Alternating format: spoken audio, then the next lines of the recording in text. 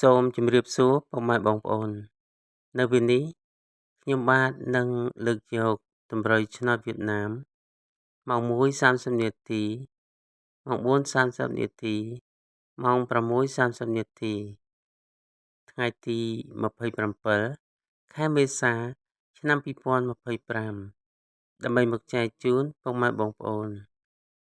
មុននឹងចូលដល់តម្រុយឆ្នោត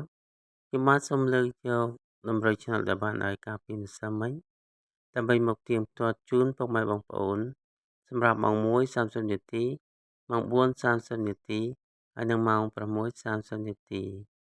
តម្រុយដែលបានឲ្យគឺមានលេខ06 96 47 79លេខអុសមាន2ខ្ទង់គឺអុសខ្ទង់40ហើយនិងអុសខ្ទង់90បន្តមកទៀតនេះខ្ញុំបាទនឹងផ្ទៀងផ្ទាត់ជូនពុកម៉ែបងប្អូនសម្រាប់ម៉ោង 1:30 នាទីម៉ោង 1:30 នាទីគឺយើងត្រូវបានប៉ុស A គឺ41គឺត្រូវលេខអុសតម្រុយខ្ញុំបានឲ្យលេខ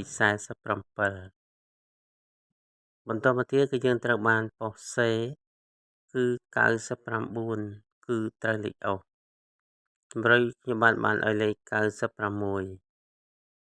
រុបម៉ោង 1:30 នាទីគឺយើងត្រូវបាន2គ្រាប់បន្តមកទៀតនេះខ្ញុំបាទនឹងផ្ទៀងផ្ទាត់ជូនពុកម៉ែបងប្អូនសម្រាប់ម៉ោង 4:30 នាទីម៉ោង 4:30 នាទីគឺយើងត្រូវបានប៉ុស B គឺ70គុណត្រូវលេខអុសតម្រុយខ្ញុំបានឲ្យលេខ79បន្តមកទៀតគឺយើងត្រូវបានប៉ុស D គឺ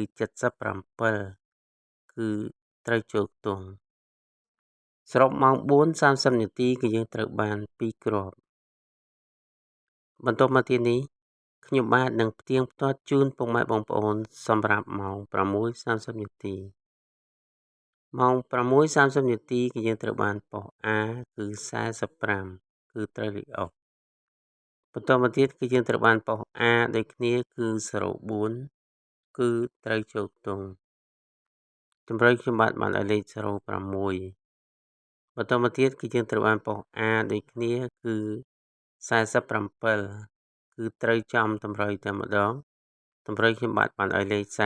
47ហើយនឹងត្រូវលេខអុសផងដែរបន្តមកទៀតគឺយើងត្រូវបានប៉ុស C គឺ97គឺត្រូវលេខអុសតម្រុយខ្ញុំបានឲ្យលេខ96សរុបម៉ោង 6:30 នាទីគឺយើងត្រូវបាន4គ្រាប់បន្តមកទៀតនេះ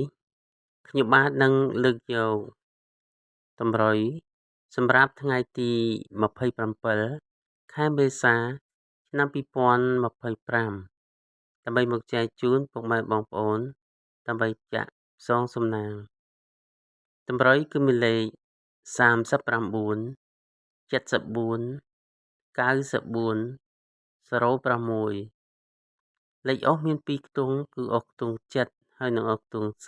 30សូមពុកម៉ែបងប្អូនជួយចុច Subscribe ហើយនិងសញ្ញាមេដៃចុចសញ្ញាកណ្ដឹងដើម្បីទទួលបានវីដេអូថ្មីៗដែលខ្ញុំបានចេញជារៀងរាល់ថ្ងៃសូមជូនពរសូមឲ្យពុកម៉ែបងប្អូនមានសំណាងល្អគ្រប់ក្រុមគ្រួសារប្រសិនជាពុកម៉ែបងប្អូនមានចម្ងល់អ្វីមួយចង់សាកសួរសូមខមមិននៅខាងក្រោមសូមអភ័យទោសចំពោះការខុសឆ្គងដោយអចេតនាណាមួយសូមអរគុណសូមជម្រាបលាជួបគ្នានៅវីដេអូក្រោយៗទៀត